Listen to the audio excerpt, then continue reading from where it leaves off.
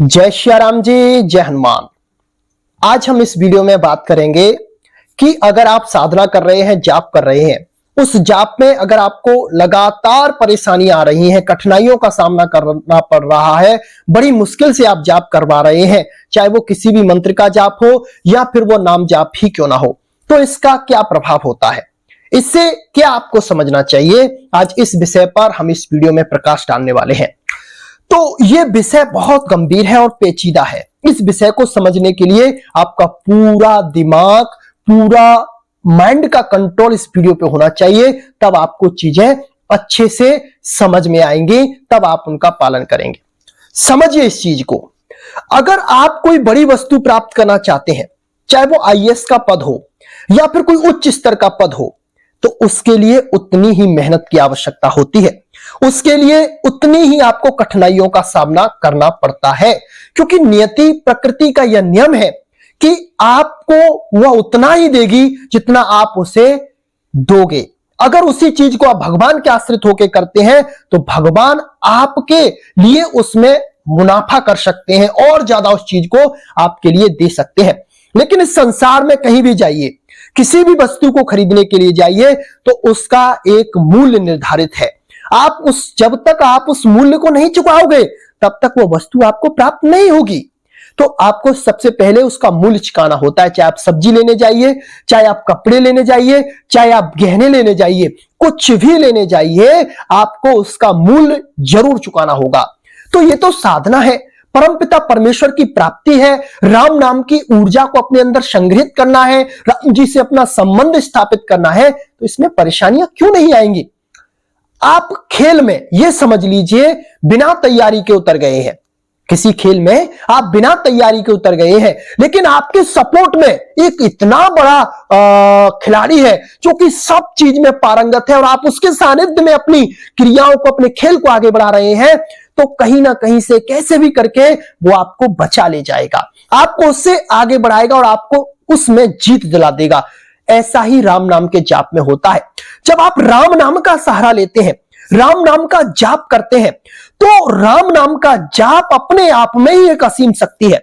संसार की बड़ी से बड़ी विपदा को, बड़ी से बड़ी बाधा को दूर करने के लिए वो अपने आप में सक्षम है। यह समझ लीजिए श्री राम जी का साक्षात स्वरूप जो है वो राम नाम में विद्यमान है। और जो सृष्टि को चला रहे हैं, जो सबसे बड़े खिलाड़ी हैं, वो आपके पीछे खड़े हैं नाम के रूप में। आपने उसका सानिध्य लिया है तो वह आपको गिरने नहीं देंगे। अगर आप घबराएंगे तो वह आपका मनोबल बढ़ाएंगे, आपको सत्संग देंगे, आपको ऐसे लोगों से मिलाएंगे, ऐसी क्रियाएं करवाएंगे जिससे कि आप उनमें फंसो नहीं, आप उनसे बाहर निकल जाओ। इस चीज पर आपको वो बहुत जोर देंगे।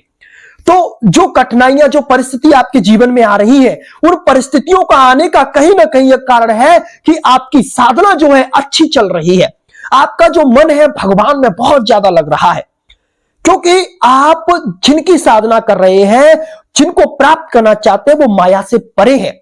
आपको माया से परे जाना ही पड़ेगा और ये जो शरीर है ये आपको शुभ और अशुभ कर्मों के परिणाम स्वरूप मिला है। इस शरीर के माध्यम से जो आपका प्रारब्ध है वो भोगना है, अच्छा भी होगा तो बुरा भी होगा। जैसा करोगे वैसा प्राप्त अवश्य होगा। अगर आप इन सब से परे उस परमात्मा की आराधना करते हो तो आप इनसे छूटते हो, आप किसी चीज से दूर जाने की कोशिश करते हो। चलो इस चीज से समझ लीजिए, आपका कोई बच्चा है या आपके घर का कोई सदस्य आपसे बहुत स्नेह करता है, लेकिन आप उससे दूर जाना चाहते हैं। आप ये समझ लो विदेश में आपकी जॉब लग गई, आपको विदेश जाना है, तो आपको विदेश जाना है तो वो जो बच्चा आपका होगा, जो आपसे प्यार करता होगा, जो घर वाला होगा, वो आपको जाने नहीं देगा। वो आपको हर तरह से रोकने की कोशिश करेगा, रोएगा, आपके चरण पकड़ेगा, आपको पकड़ने की कोशिश करेगा, रोकने की किसी भी तरह से, धन से, बल से, किसी भी तरह से रोकने की कोशिश करेगा। लेकिन आपका जो उद्देश्य वो दृढ़ हो जाता है कि मुझे जॉब करने जाना ही जाना है, मुझे नौकरी करने जाना ही जाना है, तो आपको फिर कोई रोक नहीं पाता है। इसी तरह से साधना में होता है, इसी तरह से राम नाम के जाप में होता है, इसी तरह से किसी भी इष्ट की आराधना में होता है। जब आप उनकी साधना में आगे बढ़ते हैं, उनको प्राप्ति के लिए आप यत्न करते हैं, नाम का जाप करते हैं, तो ये जो माया है आपको लालच देगी, आपको पकड़ेगी, आपके लिए कठिनाई करेगी, अपने सारे योद्धाओं को वो आपके पीछे लगा देगी। काम, क्रोध, लोभ, मोह, मत्सर, जितने भी उसके प्रबल योद्धा हैं, उन सबको आपके पीछे लगाएगी।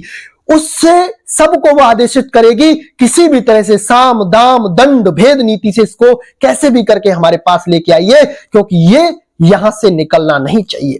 तो ये खेल है, इस खेल में आपको विजय प्राप्त करनी है।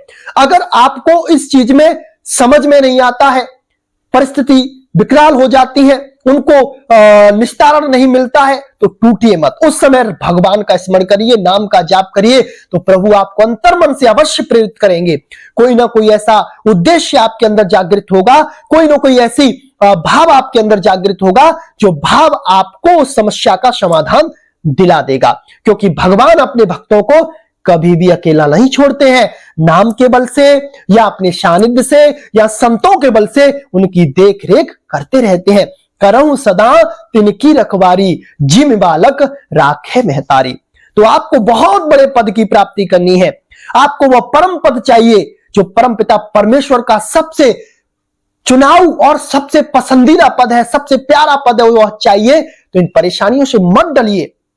अगर कोई विपरीत परिस्थिति आपके जीवन में आ रही है, बड़ी से बड़ी कठिनाई आपके जीवन में आ रही है, तो वह कठिनाई आपके पास आते आते हार बन जाएगी। आप इस चीज पर दृढ़ रहिए, अपने इष्ट पे भरोसा रखिए, आप कभी भी टूटेंगे नहीं। आपके जीवन में नाम का बल बढ़ेगा, आपके जीवन में राम नाम की उन्नति आएगी, आपका जीवन बदल जाएगा। ये चीज आप याद रखिए, टूटिए मत। अगर परेशानी आती है, आने दीजिए, और बढ़ के मेहनत करिए, और ज्यादा साधना करिए, और ज्यादा कृपा पाने की कोशिश करिए, भगवान से रोइए, तो वो आपको अवश्य मार्ग देंगे। इन चीजों को अपनाइए तो आपका जीवन अवश्य बदलेगा। राम जी आप पर अवश्य अवश्य कृपा करेंगे। आज के लिए बस इतना ही। जय श्री राम, जय जय हनुमान।